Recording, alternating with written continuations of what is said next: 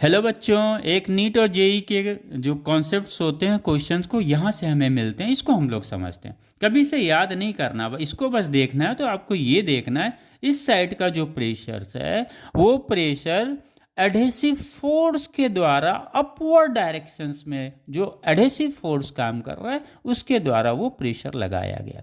और ये जो 2Tr है वो लिक्विड के कर्व सरफेस की वजह से मॉलिक्यूल्स पे लग रहा है, लिक्विड सरफेस पे लग रहा है। किस पे?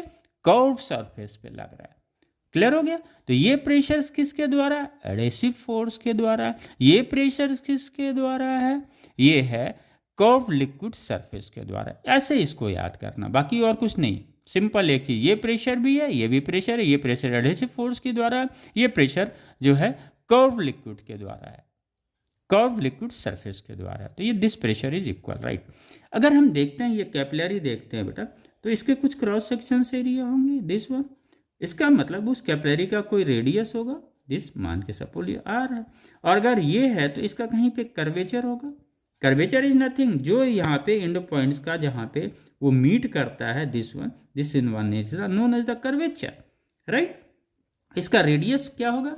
इसी चीज को हमें ये मान लिया कि ये इसका कैपिलरी का रेडियस आर है, ये इसका रेडियस ऑफ कर्वेचर, इनके बीच एंगल थीटा है। और ये एंगल थीटा किसके बराबर है? एंगल ऑफ कांटेक्ट के बराबर है जब ग्लास और वाटर हम लेते हैं। कैपिलरी किसका है? ग्लास का है, और वाटर उसके अंदर है, राइट। तो वो हमें मिलता है एक relation, cos theta equal to क्या हो गया? R upon capital R. तो अगर हम इसको कैपिटल आर को यहाँ पे रेडियस के फॉर्म में लिखते हैं, कैपिलरी के रेडियस के फॉर्म में लिखेंगे, तो फिर हमें क्या मिल जाएगा? कैपिटल आर की ये वैल्यू मिलती है, इसको हमने यहाँ पे रख दिया। अगर हम इस इक्वेशंस को स्टडी करें, इस फार्मूला को, तो हमें लगेगा कि गिवन वाटर का सरफेस टेंशन हमेशा सेम रहेगा।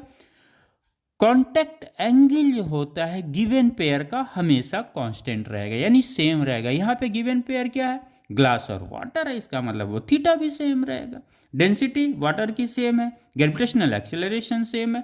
देन इसकी बिहाल पे हम कह सकते हैं कि rise in water is inversely proportional to the radius of capillary, right. यानी यह चीज inversely proportional to the radius of capillary. अगर ये रेडियस अधिक होगा तो ये एच कम होगा, ये आर कम होगा तो ये एच अधिक होगा। यानी we can say liquid rise more in narrow tube and less in water tube.